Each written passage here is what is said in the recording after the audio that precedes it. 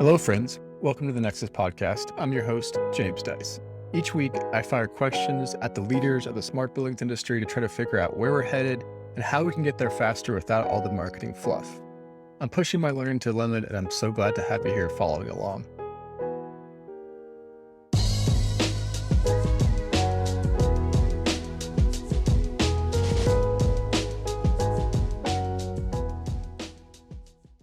Hello, and welcome to the Nexus podcast. It's so nice to have you two back. I have Jeanne Casey of Nuveen and Joe Aamidor of Aamidor Consulting back for the fourth edition of the J Cubed M&A podcast series. Is that what we're calling it? Let's start with some intros for those of you that haven't caught up with our first three. And if you haven't caught up with our first three, there's no need to really go back because this is kind of about what's happening right now in the marketplace. So let's start with you, Jeanne. Can you introduce yourself? Talk about what you do. Sure thing. Thank you so much for having me back, James. Thrilled to be here. My name is Jeanne Casey, and I'm the Global Head of Prop Tech and Innovation at Nuveen Real Estate. For anyone not familiar with Nuveen, we are a very large asset manager. We're number 5 largest real estate owner in the world across all sectors of real estate with about 150 billion, maybe 160 by now, AUM. I lead our venture capital investment program. So we're making direct investments into prop tech startups. And I'm also head of innovation. So I serve as kind of the internal expert on all things startups and venture capital. Awesome. Thank you. How about you, Joe? Yeah, thanks. Thanks, James. Good to be here with you and Jeanne. Joe Aamidor. I work in the smart building space, really product market strategy consulting. So I work with small startups, large startups that need help in that product strategy realm, competitive analysis, voice of customer, market sizing. I do a lot of work with investors, usually diligence of specific deals, but sometimes other things. And I do a little bit of work with owners and operators when they're looking for solutions to solve the smart building related problems that they might be having. Totally. Let's start with, we've done this, I think, the last 2 episodes in this series where we just talk about kind of the macro environment for startups in the smart buildings industry. Jeanne, you're our go-to analyst for this topic. Do you want to kick us off? What's going on in the marketplace right now? Yeah. So at the risk of having a very similar conversation to the one we had 3 and now 6 months ago, things have slowed down. I don't think that's news to anyone. But I think overall, we've seen at least the beginning to kind of middle innings of a fairly healthy reset. So if we're looking at the overall venture capital market, finding the market clearing price or, the valuation of a company that is raising a round of funding, whether it's a seed round, a Series A round, a Series B round, that process is taking a bit longer than it did, 12 months ago, 18, 24 months ago, especially. So there's fewer term sheets, but rounds are still being raised. There have also been, I would think a broad set of expectations that have been reset, both on the founders and the company side, as well as venture capital investors. And that's really all around a greater focus on business fundamentals, a path to profitability, and controlling startups' burn rates. So there is overall a greater expectation and an onus placed on companies to demonstrate that they can achieve the same level of commercial outcomes or achieve those KPIs or milestones that they've aligned on with their investors with smaller amounts of funding. So really do more with less, I think, is a tagline for the last 3 months. Again, not to repeat a lot of what we've talked about on the last couple of these episodes, but we have definitely seen valuations come down. That's been most pronounced in later stage venture capital. But it is definitely true and has been felt and is being shown up now in kind of year-end 2022 data across the board. But again, more pronounced the later you're looking. That is maybe true across the board, except in two key areas, both of which have a lot of relevance to smart buildings and all of our smart building / prop tech world. And that is climate tech. Valuations have not cooled off as much as, kind of more point SaaS solutions, let's say. And the other one is anything to do with AI. And so that seems to be the new buzzword. I think there's a ton of promise and excitement ahead in both of those categories for sure. But there's also a lot of writing of tailwinds for any company that kind of, loosely has a theme in one of those two areas. And then I'll end by saying, I think, one indication that we've really turned a corner is that capital that was previously available to what I'll call like middle of the road startups, ones that are not absolutely killing it and converting pipeline customers to paying customers with real revenue, like growing that revenue really quickly. If you're not doing that, it's really hard to go back to your existing investors for what previously was fairly easily accessible bridge rounds or interim rounds, or we saw a lot the rise of like the seed prime or the seed extension or the A extension round. That is much less common, at least what I'm seeing on the ground right now. So I'll say overall, slowdown is not surprising to anyone, but this feels like a fairly healthy reset that we're still in, inning 2, 3, maybe 4. So fairly early on still. Got it. Super insightful. Joe, what are your thoughts? Well, it's funny when we were prepping for this discussion, we just, for everyone who's listening, we just have some notes. We just throw ideas in there. We kind of caress that into an outline. But, Fred Wilson has a blog post. We don't have to talk through it here, but he noted climate is the one area they're investing that's kind of been spared, I think is the term he used, from some of the carnage. I don't know if he used carnage. He definitely used spared. So that aligns, Jeanne, with what you're saying. But I also think the point on AI is interesting just because on one hand, yes, it's a hot area, but there's a lot of data analysis techniques in smart buildings that I think over time have become, I remember when I was a product manager, we had just a statistical analysis tool to do measurement verification, right? So validating the savings of an energy project. And that kind of became, let's call this machine learning. And then that became, let's call this AI. So there's kind of a slippery slope as well of, with that market being somewhat spared, more companies will say, this is actually AI, when it's like, it's like definitely like a data-driven analysis approach. So it'll be interesting to see how all that plays out. I agree with you though, Jeanne. I think it's a recipe for overhyping what we were already doing in the industry. I think it's funny because the first thing when the rage started coming out about ChatGPT, the first thing I thought of was data modeling in the smart buildings industry. So you take data out of a building and we're trying to figure out how to tag it with the right metadata tags. And there are, very smart engineers out there that are doing that all the time. That type of generative AI is perfect for that. But I think a lot of the companies that are out there building products around that use case, were already doing it before ChatGPT came. Like they were already doing it. So it's not like that release of that product to the market really changed things a whole lot. Anyway, that's a rabbit hole we don't have to go fully down today. Yeah. One of the things I wanted to go back to real quick, and this kind of relates to the Twitter thread that you brought up, Joe, in our sort of prep discussion. Jeanne, you said something along the lines of it's like sort of getting back more into business fundamentals, I think you said.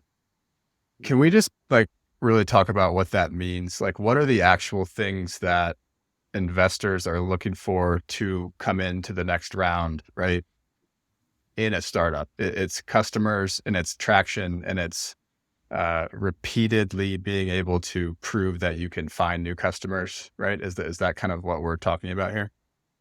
Directionally, absolutely. I think where the nuance comes in is it totally depends on what round of funding and what stage of maturity company you're talking about. Right. So for, a pre-product company or a pre-revenue company or a company that just has like a beta or a very preliminary pilot, those kind of key performance indicators or KPIs look and the metrics that investors are looking for to invest and to find that market clearing price, I'm calling it, but really just like the valuation of that round.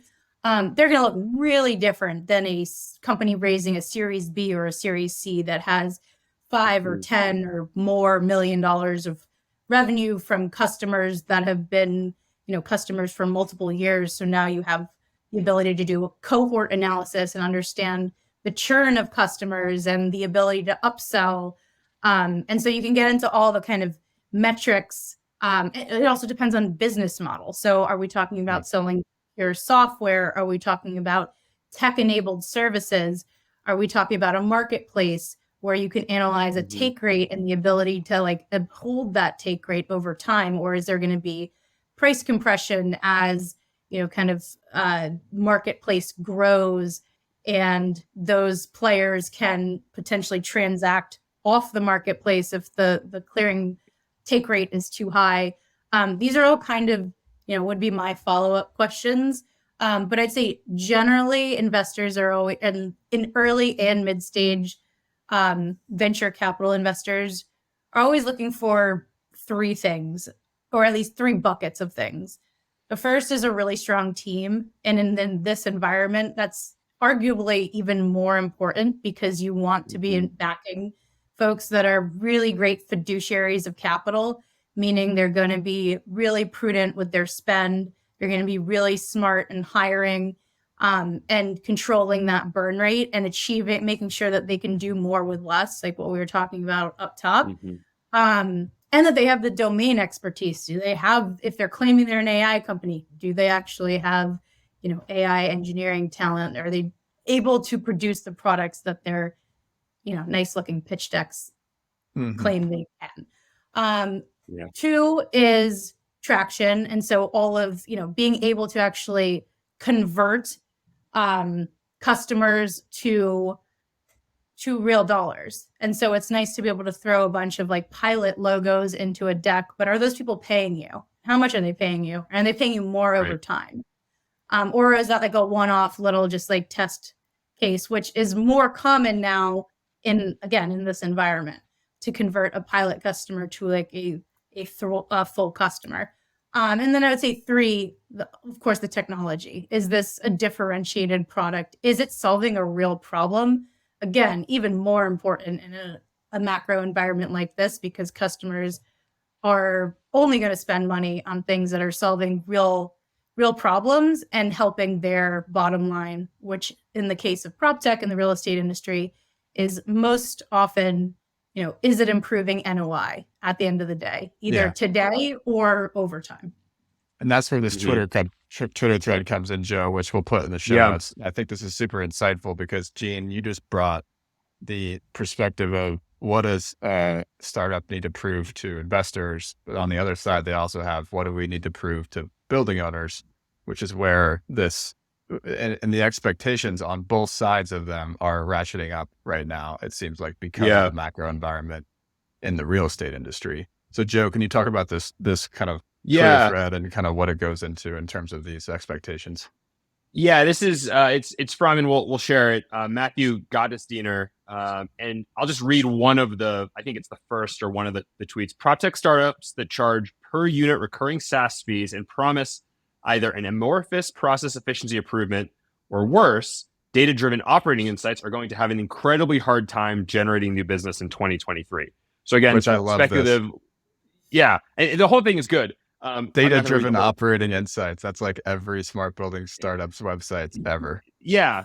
So I think what it gets to me is you really need to have a solid value proposition, and you need to be able to demonstrate your value prop, not just generally speaking, this is what we can do for you, but more specifically, like these are examples of buildings. It's not just one, it's not just 3, it's many buildings across many different clients. This is what we're able to do, and this is how we quantify it. And even, I think, especially in this environment, Jeanne, you might have some feedback, walking through that with your potential customer before you actually have won the business to say, this is our value prop. This is how it applies to you. Historically, the last thing I'll note on here, you had a lot of companies in smart buildings say, oh, we can save you energy. And on one hand, that's true. And a lot of them did save energy, but it also makes everyone sound pretty similar, right? Oh, you're just a company that helps me save energy. And a lot of the other savings or value from the software was a little harder to put your finger on. And maybe for good reason. I mean, you meter your energy, so you get a bill every month. In terms of like staff time, you don't really have like a meter that tells you, oh, this is how many hours my facilities team actually worked. And what were they doing? I mean, they're working, but were they spending their time finding data to do something, or were they actually like fixing something or identifying a problem? It's a lot harder. So I understand why everyone leaned on the energy piece, but you could argue that might not be enough. One, because a lot of companies can help you save some energy. And I think dovetailing it to this one, it's just, there's more skepticism out there. And maybe part of it is just, we've had PropTech solutions now for a number of years. Show me the value, don't just tell me, oh, most likely you can save money. So. And I'll add one important thing, I think, to that, which I really agree with all that, Joe. But from the owner's perspective, there's also a lot more understanding and nuanced thinking on the owner side of, okay, you help me save energy.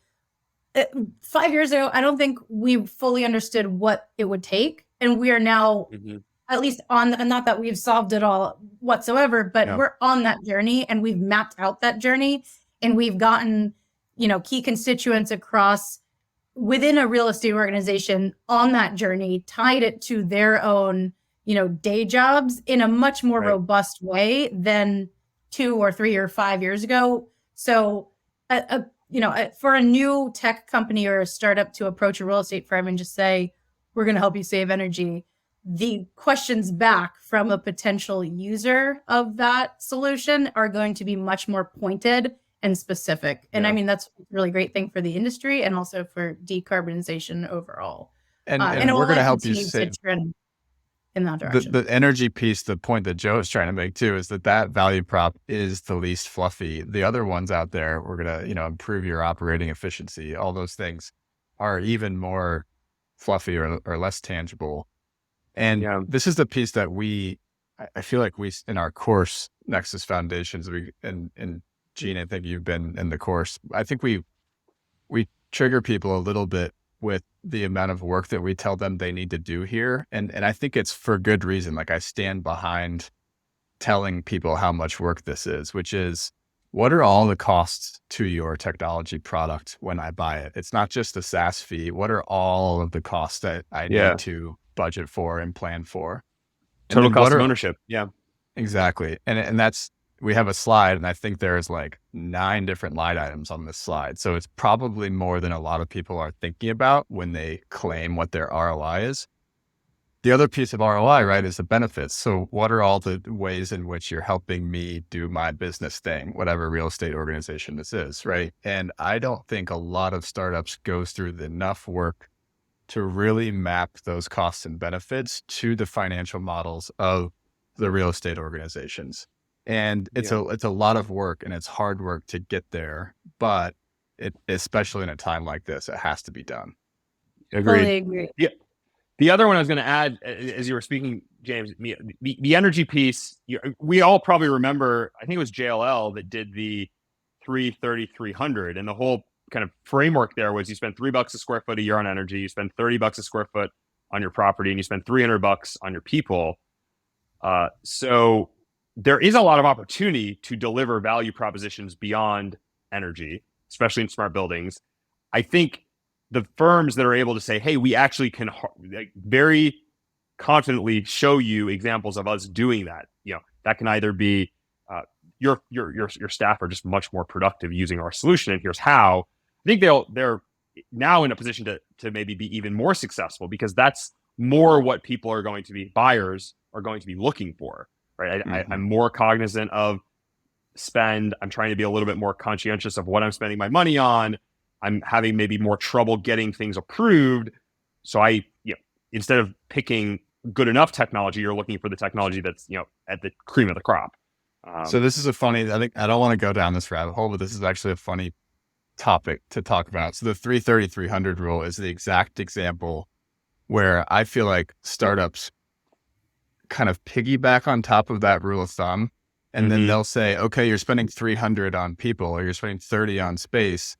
and we're going to help you save 5% of that or whatever. And that directly leads into their ROI calculation. But they haven't sat here and asked, okay, who's spending that 30 cents or who's spending that $3 a square foot? Is it the tenant or the landlord? And it's who's spending the 300? Is that the tenant organization or the landlord? And how is the landlord thinking about this building? Is it a transactional building where they're going to sell it in a couple of years? We aren't going through enough work to figure out exactly how and who is what I'm saying. Totally. Or is it the owner or the operator? Because that's not always the same thing. Or it's more often not. And every building, for the most part, is different. And so we, as technology vendors, I'm saying the royal we have to go through that work to figure that out, right? Agreed. All right. Yeah. No, good points. Yep.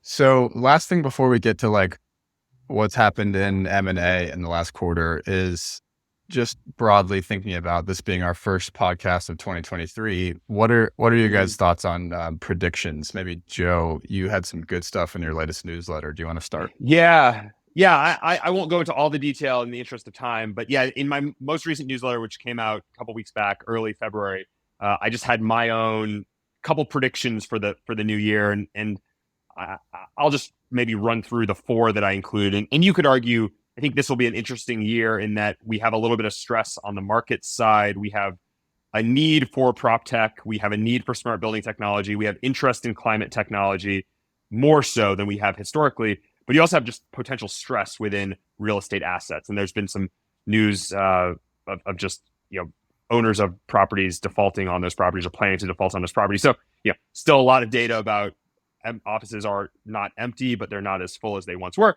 So there's a lot of these pieces all coming together. I think if we zoom more closely to just what does it mean for smart buildings, in no particular order, the predictions that I had, one, I do think we're going to have some rationalization in this marketplace more than we have right now. And there was a graphic I shared where if you map out types of solution, you map out use cases, do you help me with ESG reporting? Do you help me with IAQ monitoring? I mean, you could argue there's dozens, if not more, use cases. Right now, there's very much a lot of overlap between vendors that do some of these. And while I think that will continue, it's not going to be the most logical, organized market by the end of this year. I do think that we're going to have more rationalization there. It'll be a little bit clearer. We're moving in that direction. That's partially because of M&A activity that I expect to continue to happen. But I also just think owners and operators of properties will probably be a little bit more aware of what are the solutions I need. How do I want them to come together? What do I want to integrate? What can be separate? So I think that we're going to continue seeing that. And I had a couple specific predictions in the newsletter on just categories and what I think will happen in the year.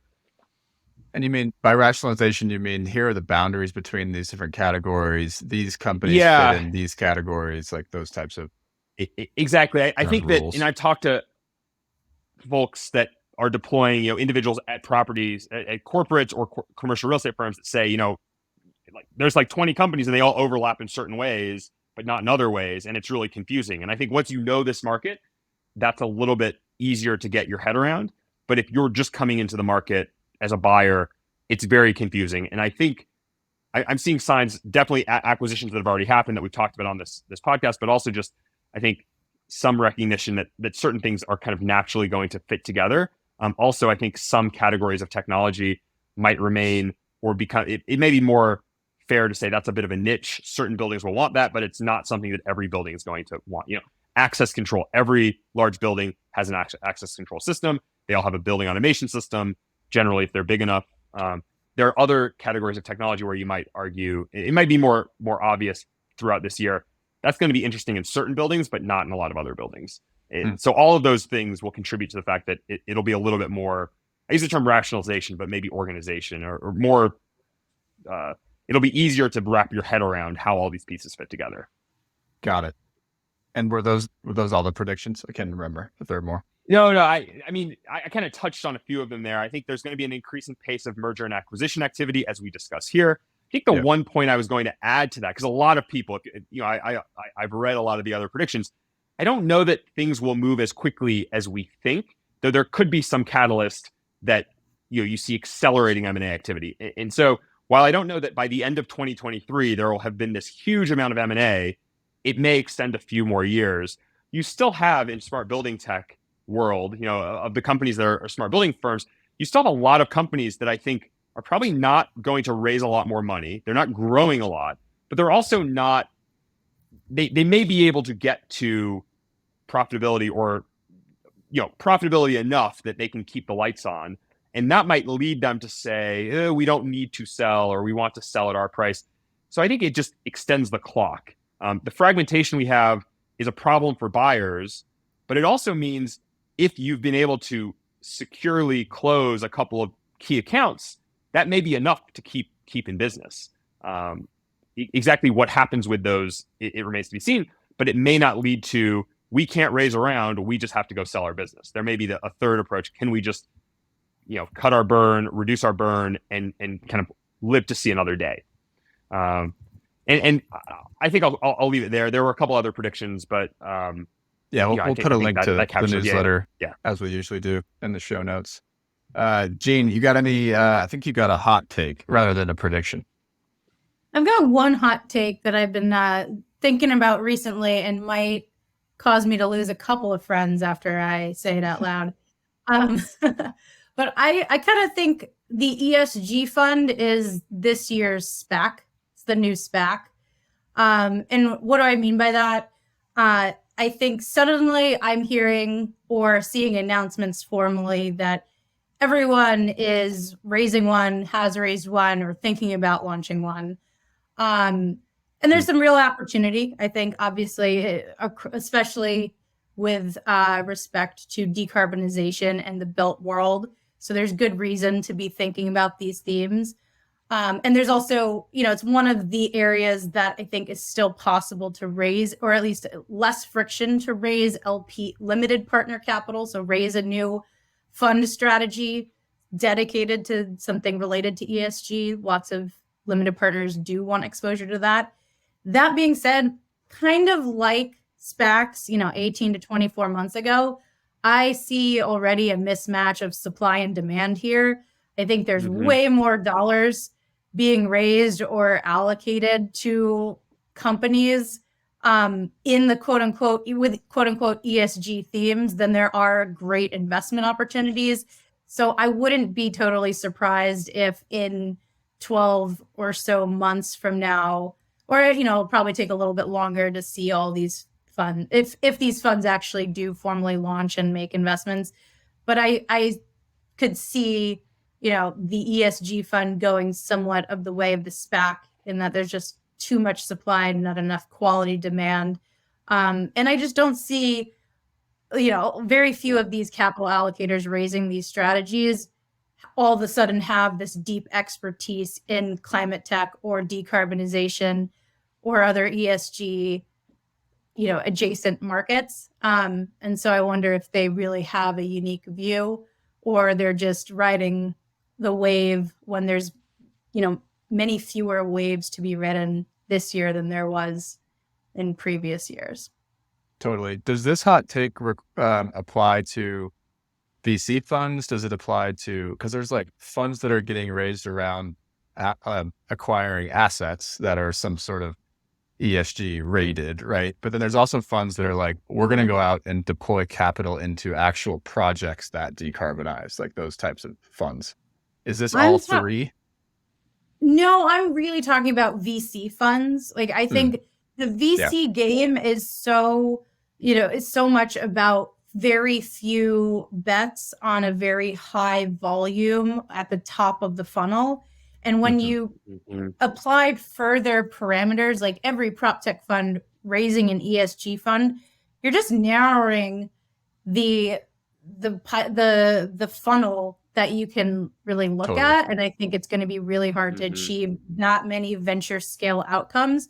That being said, I think there are more opportunities outside of traditional, software like venture capital dollars, with a smart view on, either like an opco, propco model, or the appropriate finding the appropriate kind of capital associated with the right kind of return, like risk return profile. to invest in things that aren't just like purely SaaS with an ESG theme, but instead decarbonizing real assets. There's real. I'm not as much of an expert in that area, so I'm going to hold back from commenting on what the supply and demand of capital is there. I'm much more confident saying there's a disequilibrium in the venture market on decarbonization and like ESG themes. But I think there's probably more of an interesting ways to deploy capital when you're not looking at like pure venture capital in the like decarbonization / ES. And I hate like interchangeably using the term ESG and decarbonization. It's kind of silly. To you. I'm sorry. No, it's kind of where we are as a market right now. All right, let's cut off the macro discussion, Joe, unless you have anything else to say there. No, one of the things Jeanne and I were mentioning, I think just offhand a couple of weeks ago, was that, that in some ways investors might be looking at climate, tech, ESG as having a really big TAM. So if you're in prop tech today, you're investing, you're putting capital to work in prop tech, you could make the case, well, the climate tech opportunity is even bigger, and that's a way to go raise more money. Again, speculative, but I think that's also maybe driving the posture towards, or the trajectory towards, climate tech and ESG, to build on Jeanne's point. Totally. All right, let's get into M&A. So Joe, let's start. You got basically all, your list that we'll put in the show notes as well. It's got a list of all the deals that have happened. Do you just want to kind of run through a summary? Yeah, I'll just read the ones since we had our last podcast. And again, this is just on my website. It's free for anyone to view. So Energy Well acquired Think Energy in kind of the retail electricity provider space for residential. So maybe not as much smart buildings, but still interesting. Insight, which is a smart building platform, kind of energy management, operational management. They bought a company called Sol Vista, which is in hospitality energy management. So kind of got them more into hospitality, hotels specifically. Blackstone acquired a share of Emerson's climate solutions business. That is primarily the components that go into HVAC. So like Copeland compressors are probably the number one thing people know when they think of Emerson. And if you look in a lot of HVAC systems, you'll actually see like a blue compressor, and that is usually a Copeland compressor. So that was the majority share has been bought by Blackstone. Infogrid acquired Aquicore. Infogrid, I tend to think of them as a kind of a smart building platform, or a single pane of glass solution. They're based in Europe, but they operate here too. And Aquicore gave them, we'll probably talk about this, but they gave them more of an energy management platform that's kind of a specific use case within generally the scope of what they do. NRG, big deregulated energy supplier. So if you live in a state where you can select your energy supplier, Texas, great example, Illinois, another example, they bought Vivint Smart Home. Kind of interesting. I don't know that we'll talk about this one, but the utility and energy suppliers, there's been a lot of M&A over the past couple of years where they've been trying to, I think, make their products stickier, right? Because at the end of the day, if you're selling energy, that is a commodity by definition. And a lot of the churn in those deregulated markets is quite high. So my sense is they're trying to get more stickiness out of their customers. Legence, which is an operating unit of Blackstone that's kind of been built together through a number of different acquisitions. They bought Lord Green Solutions, which was very focused on sustainability data management for commercial real estate firms. More consulting from what I'd seen than software, but kind of fits nicely with what they've done. Daikin, actually the biggest HVAC company, they bought Venstar. Venstar did a few things, but primarily thermostats and kind of middle tier building or middle sized building climate control. They did have a cloud-based solution. Daikin's been pretty acquisitive, big acquisitions over the past couple of years. So we'll talk about that one, I believe. S&P Global, S&P, they bought a company called Shades of Grey, which was built out of a European organization called Cicero, very much kind of in the sustainability data category. Sealed, which is they retrofit homes, they retrofit and they provide sealed because they improve ventilation or insulation. They bought a small tech platform called InfoSense. Lesson bought SMS Assist. That's very much kind of a CMMS type product that has a workplace component to, or a marketplace component to it as well. So I have stores, I have facilities, I'm looking for service providers, anything from trash removal, snow removal, leaf, clearing leaves, landscaping. That's what SMS Assist could provide. Back very kind of specific, but I like to cover these because they're interesting. Rogers Building Solutions bought a HVAC controls contractor, Sluss and Paget. Again, there's a lot of those roll-ups happening, a lot of just independent firms. We don't really get into that so much on this podcast, but it's actually pretty interesting.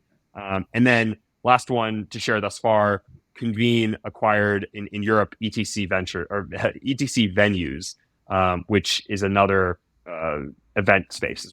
So the first thing, like when I hear that list, I'm like, that's a lot considering I felt like the last quarter was pretty quiet, right? The last part of 2022, at least. It seems like there's actually a lot there. Yeah, I sometimes run the numbers on quarter to quarter. Has there been more M&A? Has there been less? Or year to year, has there been more or less? I think if you look from like 2017, 2018, 2019 to now, there's definitely been more activity, more M&A activity. I'm less focused personally on quarter to quarter because there are cases where you can delay when you announce a deal. I also just think going into November, Thanksgiving, Christmas, New Year's, all the holidays in December, it's probably likely that some firms would say, hey, let's announce this at the beginning of the year. That list that I went through is from end of last year through the first month and a half of this year. Yeah. And I think even this month there have been, by the time this is published, there's probably even more that we could have added. But despite the ones that you did say, there's a lot from the sort of residential energy, but there isn't like this, we're not seeing this like major consolidation in smart buildings or prop tech really, at least in that list. Yeah. And I would also argue that there's not a thesis you can point to and say, these are the 5 firms that are all putting this thesis to work. I would say that, on the independent integrators, service providers, there's just been for years, private equity firms buying those up, rolling them together. So that, I guess you could say, is a thesis that's pretty solid. I think the one that I'm starting to see maybe a little bit is just within the sustainability data management category. There are companies that have a position there that are buying up other assets. I think we're going to talk about that a little bit. We've talked about that on podcasts before. But other than that, you're right. It's not like everyone's trying to build prototypical prop tech building or business that looks like X, and they're all kind of taking their own way to get there. Maybe we see that, or maybe we don't. I have a question for you guys, or at least an observation. Curious if it resonates with either or both of you. I've been surprised to see what I'll call more mergers than acquisitions by large incumbents announced recently. It feels like, even if they're technically an acquisition of like a startup buying a smaller startup, it feels like I'm seeing more announcements of that kind of like combination strategy of startups versus the traditional like strategic sale to a large incumbent. Like Infogrid and Aquicore, is that what you're saying? That is exactly. Example. Like an example like that versus, a JCI or a Siemens being more acquisitive. Yeah. Does that resonate, or is that just, I think it actually is happening. I hadn't thought of it exactly that way. My take from your point, Jeanne, is one, there's just so many startups out there. When you really start digging into this market, you realize there's so many companies, and you could argue some of them aren't, in terms of product, that much different than something that you might already have at a JCI, at a Siemens, at any of these larger companies. So they might look at some of these companies and say, we already do that to some degree. Maybe our go-to market is a little bit different. Yes, they've built a business, but that doesn't really add, from a product point of view, a lot. Whereas 2 or 3 small startups, or 2, might say, if we come together, that might help us extend our runway. That might help us be a little bit more compelling to a buyer. Maybe we have some shared customers that already like both of us. And so, we're going to do right by them and maybe be more entrenched in those businesses. And how much are the fundraising cycles a part of this too? I wonder, because like if we look at that example, Aquicore had raised money several years ago, and they're probably in a position where they needed to raise while the market is kind of on a downturn. Infogrid had just raised a lot of money, right? So there's probably like some synergies there just with the way that the market turned out for both of them. But I you know, I don't know if I have a real piece of insight for you there, Jeanne.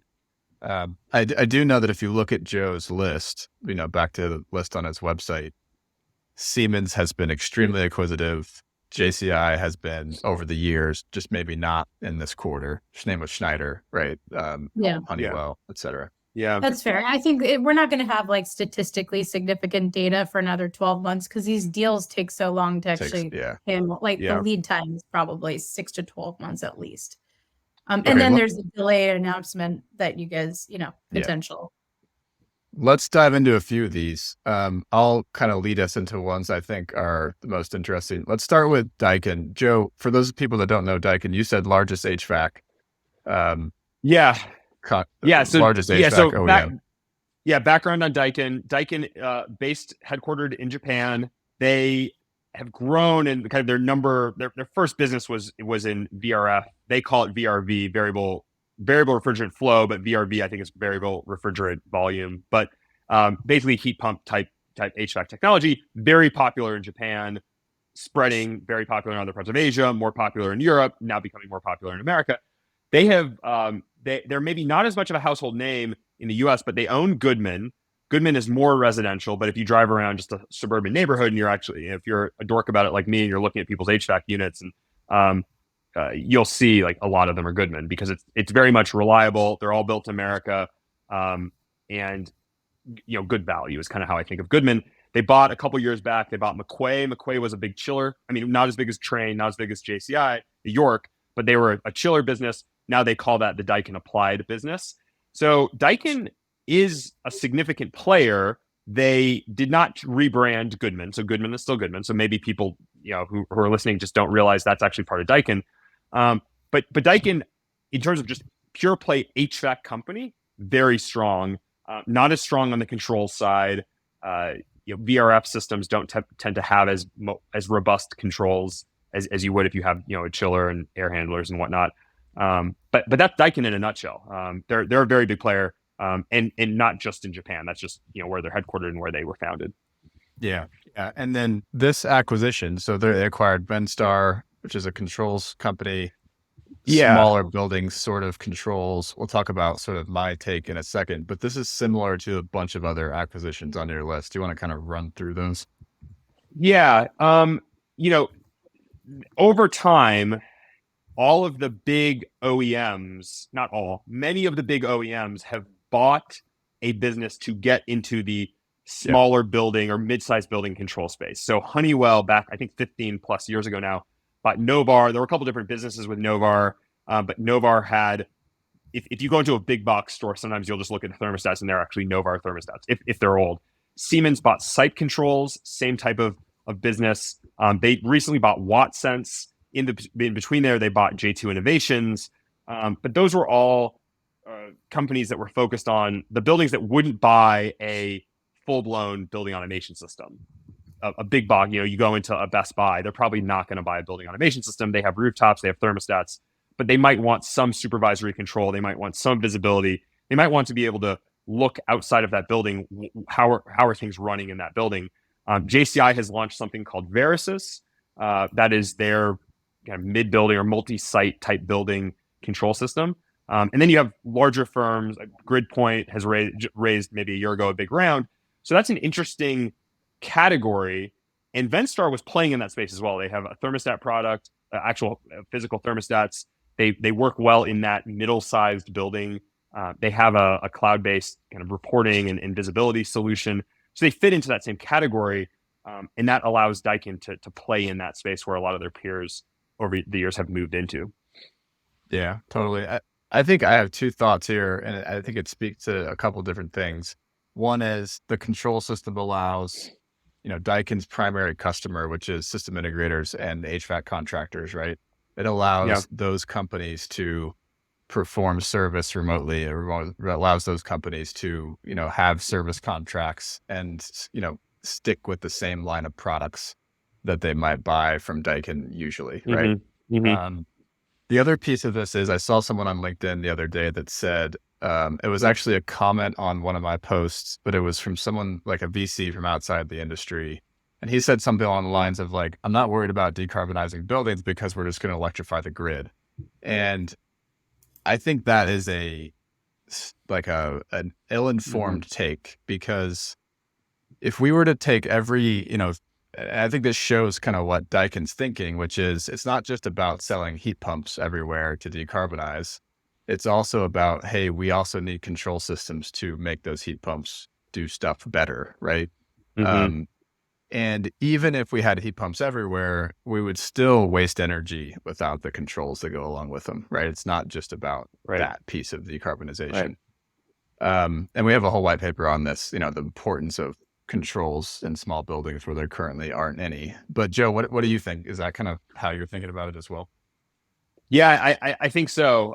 The added layer to that, even with heat pumps, even with electrification, demand flexibility, which is something we don't talk about a lot. That's a really big issue, right? Being able to use energy at the right times, being able to pull back on or roll back what you're using at certain times.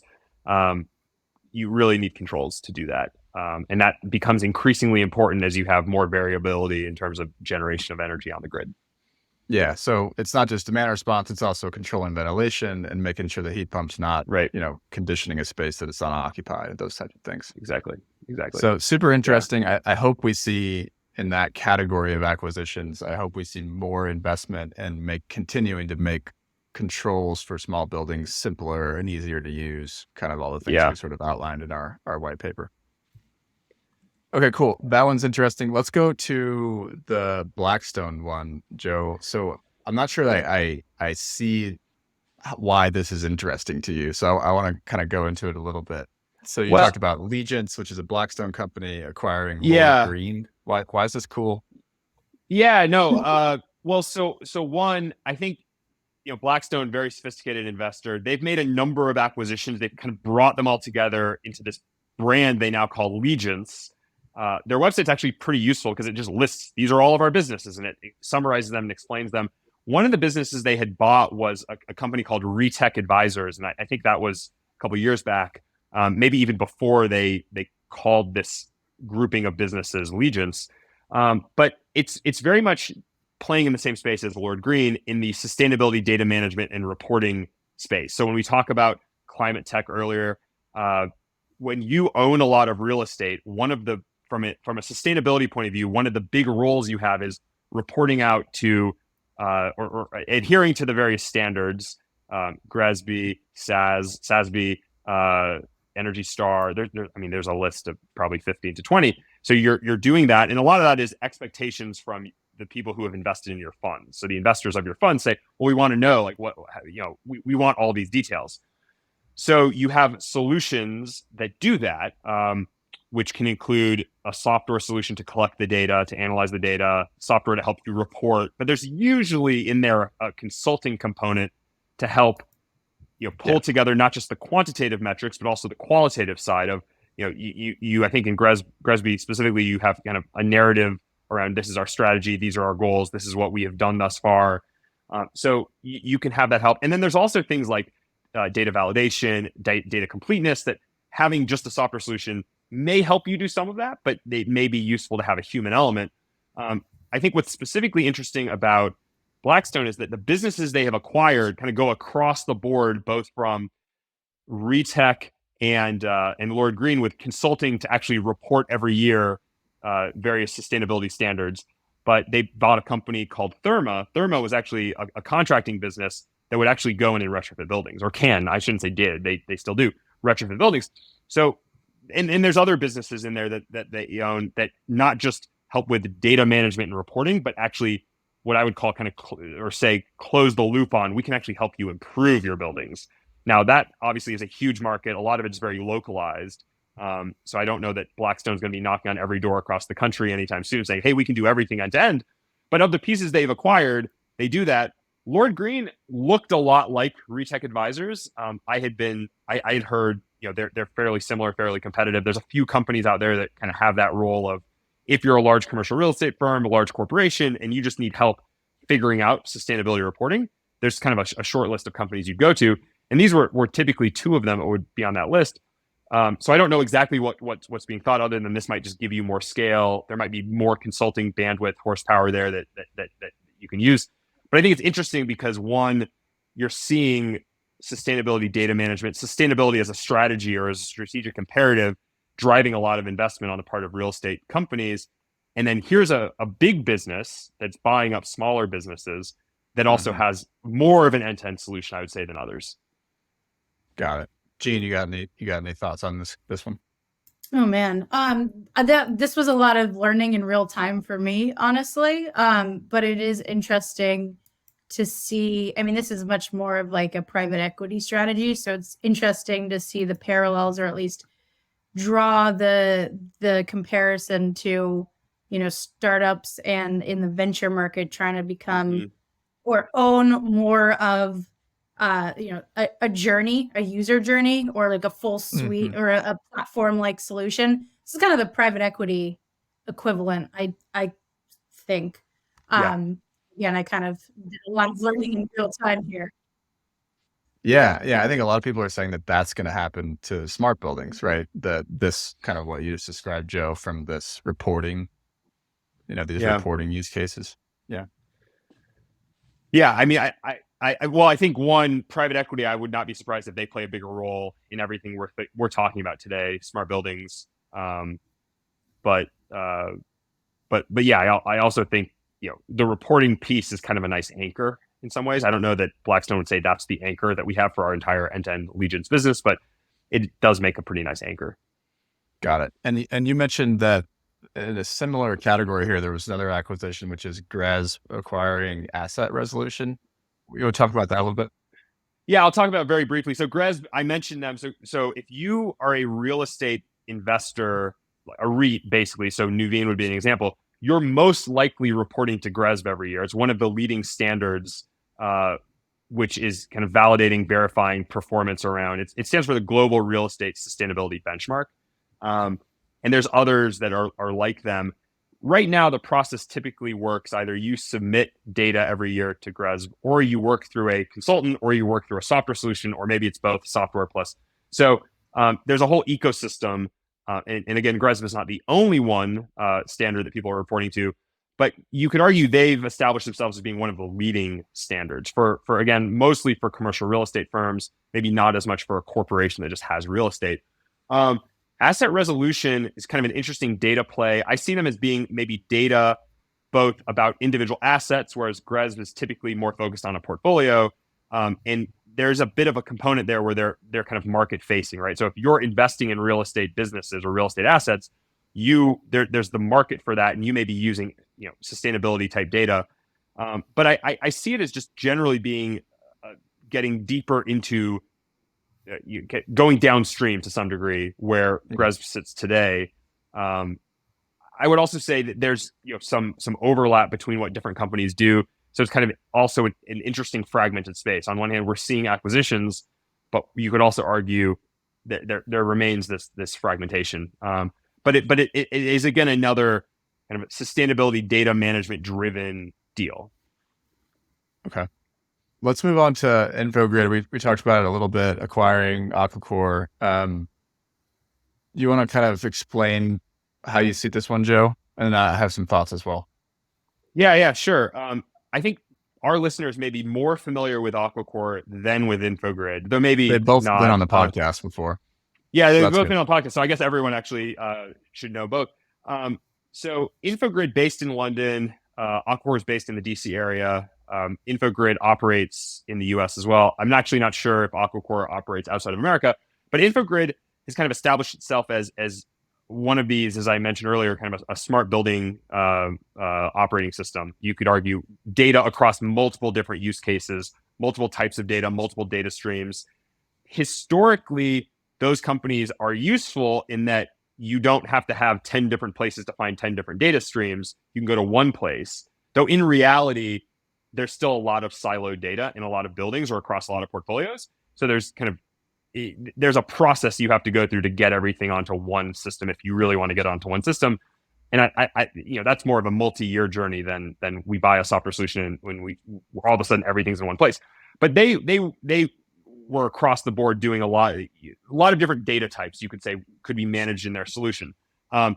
Aquicore very focused, starting on energy management. That kind of includes to some degree sustainability data management. But they look a lot like a lot of the other interval data. I mean, historically, a lot of the interval data solutions, right, where we put meters in your buildings, we collect those data. It's 15-minute interval. It tells us all kinds of interesting things about what's happening in your building, easy to identify a lot of inefficiencies, so on and so forth. If you have all of that information, you can easily convert it into carbon emissions and have a sustainability story as well. So these two companies coming together, it definitely gives Infogrid a lot more depth around energy management. You could argue energy and sustainability management, which, to our point earlier, is where you have a solid value proposition, solid ROI, right? Energy and energy savings. So those two companies coming together, you could argue it does make Infogrid, which based in the UK, more of a player in the US. Obviously, the US is a huge market, and it's in a lot of ways fairly similar across the country, whereas you could say in Europe, each country is a little bit different. So it's easier to scale, I would say, in the US. Yeah.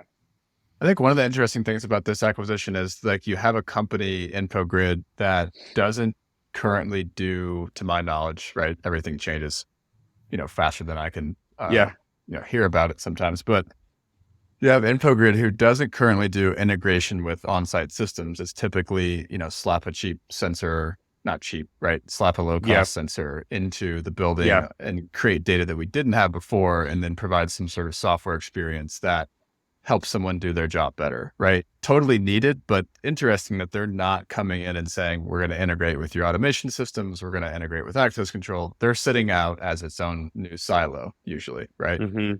They make an acquisition of a company that also does that, right? Where we're coming in and putting meters in, we're coming in and they're basically at the energy silo, like you said. I'm not trying to offend anyone by saying silo, but just like they do that as a point solution, right? So it's interesting. Now we have the combination of the two, but we still don't have legacy systems integrated into that solution. And I feel like there's a limitation there that is still, it's a new stack, new use cases, new IP, but it still feels like there's a lot that needs to be added to that solution to be comprehensive in the way that we're talking about these roll-ups happening in the industry. Yeah, and I think that's for a variety of reasons. One, it's just very difficult at scale to integrate with a lot of the on-premise systems. There are solutions now that kind of solve that specific piece, but it remains tough and it's different in every building. So it's not a repeatable process like you would want if you're deploying your own software. But I also think there may be some hesitancy on the part of a building owner, well, really facility operator, building operator. I might say, I don't really want anything touching my building automation system. I want information, and then I'll go to my building automation system and change schedules, set points, sequences, things like that. Totally. I think that might change a little bit. One, because we just have a shortage of labor. So if you're looking to augment individuals with software, one way to do that is to take some of the things you're doing as a job and say, can we just automate that piece? So I'm still involved. So I'll stop there. Yeah. The other piece of this, and I think you would agree with me, Joe, here, is that in that space that Aquicore was in, which is, I'm going to do cool stuff with utility bills, and I'm going to do cool stuff with interval meters, that sort of energy management information system space, energy information system. That space is unique in that the software products are not that differentiated in that category.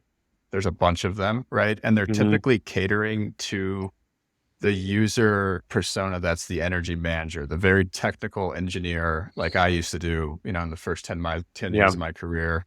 And it's really difficult because there aren't that many of those folks out there.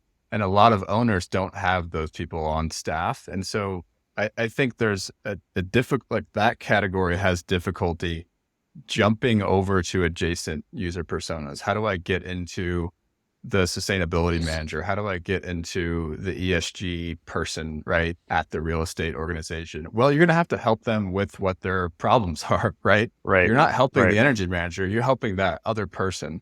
The other direction, right, is the facility managers. It's really difficult to go from I have meter data to I'm helping a facility manager with their job, right?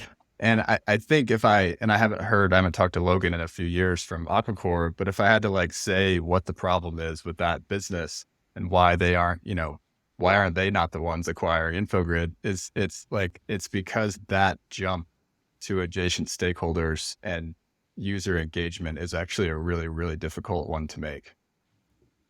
I think it's a really, really great point. Yeah.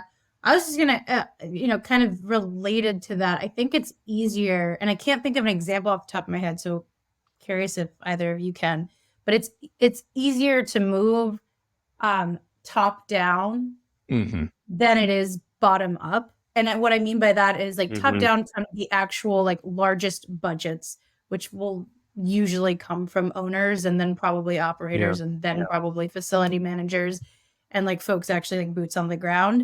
I think it's easier to start up there, even though, from like a portfolio view where you're maybe not actually like you don't have as much measurable impact, but you're speaking to the people who have the largest purse strings. So do you guys have, off the top of your heads, examples of companies who have successfully gone in that direction versus what I think you're kind of describing in the friction that, these folks have potentially run up against is going bottom up is much harder. Totally. Well, Joe did in Joe's newsletter, he kind of has a couple graphics that I think speak really well to this, which is like top down is like you had a Freudian slip there, Jeanne, which is measurable, right? Measurable has done a good job of starting at the top, I think. I think Aquicore is sitting in the middle, which is like a more technical user, more metering required to enable what they were building. And then you have like an FDD product or a deeper analytical product that it's all the way on the right, which is like, I'm going to cater to a technician or a facility manager. You have that spectrum here. And you're right. I think measurable is a good example of like starting on that full left side and going, checking off use cases. We said we weren't going to talk about measurable this time, though. Maybe there's another example. I agree with everything. To build on all of that, so Jeanne, I think you're right. The budget piece is, I think, critical. Also, just from a strategy point of view, if you go to the top of the organization and say, we want to deploy a solution that can help you solve this big, hairy issue, which is sustainability, broadly, getting to net zero broadly, and that the form that takes is we need to track these metrics, we need to report out on these metrics. That's something that you can kind of get the whole organization to buy in on. If you look at solutions that are more interval data focused, oftentimes you have individual facility teams. Maybe you have separate third-party operators across your portfolios who might say, well, we have good experience using this metering, meter reporting technology, interval data technology. We're using that. It works well. And all the metrics you need to do the sustainability reporting, we can send them to you. We can, do that through an API. We can just report, send you a spreadsheet, whatever it is. So I think each of those solutions has kind of carved out a niche, but if you're trying to scale across an organization, which all these companies are trying to do, starting at we have the strategic solution for the entire portfolio for sustainability data management, it's easier to start there and then go down. Now, the other side of it that I think has not really been resolved, when you look at how do we actually get to net zero, like how do we actually hit the 2035, let's say target, a lot of that requires some real detailed data about those individual assets. So you may, at the portfolio level, say, we know how our buildings are performing. We have all our Energy Star scores. We see they're getting better, but that just continuing on is kind of incremental improvement, where what we probably need is more significant improvements. And some of that is going to require much more intimate knowledge of what's happening at individual buildings, connecting to the systems, pulling data out of the systems. That's, I think, what all these companies are seeing. It's going to be a little messy, I think, getting there, because you just have so many different companies. You have a lot of legacy software. You have a lot of newer software that don't necessarily completely integrate. Well, and also a sales motion that hasn't targeted that decision maker or that profile before. Sorry, go ahead, James. It's sales motion, but it's also like there's a gap here, and I call it the portfolio site gap, which is like decarbonizing happens in a mechanical room, right?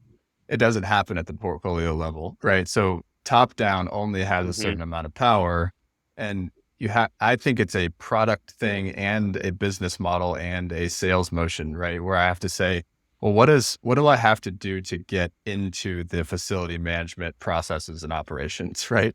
Because it's capital upgrades, right? And that might be the facility manager, it might be the property manager, it might be someone's portfolio. We have to integrate decarbonization into the capital upgrades. It's maintenance, right? It's integrating it in with how they do things, right? So it's that gap, and it's that, like you're saying, I have to get and spread throughout the organization. And I think the companies that are going to win isn't necessarily top down, but it's somebody who can engage from wherever they started and move from one to the next, right? I like the way of that you just frame that up. Yeah. Let's call it. I think this is a good discussion. We have a bunch of on our list that we intend to get to at some point that I think will be interesting, but let's call it for this quarter. Let's close out with some carve-outs. Any books, TV shows, podcasts, etc., that have had a big impact on you guys lately? I'm a little behind on this one because it's not like a new book, but I just read The Goldfinch by Donna Tartt and really enjoyed it. I think that there's a poorly scored Rotten Tomatoes movie also of that story, but the book was fantastic. I can't vouch for the movie though. And this is fiction? It is fiction. Last summer I discovered I used to only read like business or like nonfiction books because I'm a dork. I discovered that I like reading stories. So then, Nice. One of my recent fiction reads. On that note, I was at our library this week. I was just kind of browsing. I had to drop some books off that were overdue, but luckily not that overdue. And I usually just go up to where all the fiction or nonfiction books are. In our library, there's 2 floors. And I was like looking around for fiction books. So I was like, well, maybe I'll try a fiction book. And I asked the librarian, I said, where are the fiction books? She's like, oh, they're downstairs, sir. I said, oh, yeah, I've never actually checked out a fiction book from our library. So I wouldn't know that. And sure enough, I found them. And then she's like, they're the way they're organized. I'm like, okay, I think I can figure it out. But the librarian was very nice, but it was just like funny. It was a sign to me, like, I guess I don't get a lot of fiction books. In terms of carve-outs, I mean, can I say the World Cup is a carve-out? Is that, I guess, James, that it's a little old, but totally. It was pretty good, pretty exciting. Forgot that happened. Yeah. I know. It's such a weird timing, right? But I'll say, I think after the World Cup, I don't know if it had anything to do with the World Cup, finally started getting into Ted Lasso, which is kind of incredible because I think it's been out for a number of years. I played soccer, love soccer. My mom is English. I have family in England. So that should have been like the first show I would ever watch. Somehow we just never started watching it. And I guess just yesterday, I think they announced the 3rd season's coming out next month. So I was going to say, that's amazing timing because now you're going to be able to power through all 3 and it'll just be fantastic. Right. The one thing, not to pick on my wife, but in talking through shows where there's English accents, she once remarked to me that sometimes it's hard for her to understand English accents. And I think certain speakers in England have very deep, the F's and the TH's kind of all melt together. And I don't have that issue because there's been enough native English speakers. But I think for a while, it's like, I don't know if I want to, I can't figure out what they're saying. And so, but anyway, we've gotten through it or started getting through it. So my carve out is related. So I heard Brene Brown interview Coach Lasso and Beard, which is Brendan, what's his name? Hunt. It doesn't matter. Brendan Hunt. And obviously Jason Sudeikis. And it's such a good interview. Somebody sent it to me and it sent me down this like Brene Brown rabbit hole. And so my carve out is going to be her latest book, Atlas of the Heart, which is really, really good. It's like going deep into the fact that there are actually like 87 different emotions, and most humans in our culture have a very small emotional vocabulary. It's like 3 emotions: happy, sad, and mad, right? But there are actually 87 of them. And I think we could all do a better job of actually refining our vocabulary a little bit there. So Atlas of the Heart's a really good book.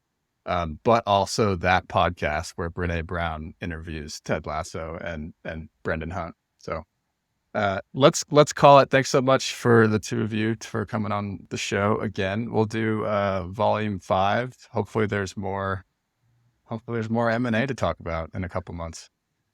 And if not, we have a list of the ones we haven't gotten to, right? So yeah, we could always recycle some. So anyway, thank you so much.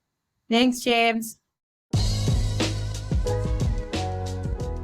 All right, friends, thanks for listening to this episode of the Nexus Podcast. For more episodes like this and to get the weekly Nexus newsletter, which, by the way, readers have said is the best way to stay up to date on the future of the smart buildings industry, please subscribe at nexuslabs.online. You can find the show notes for this conversation there as well. Have a great day.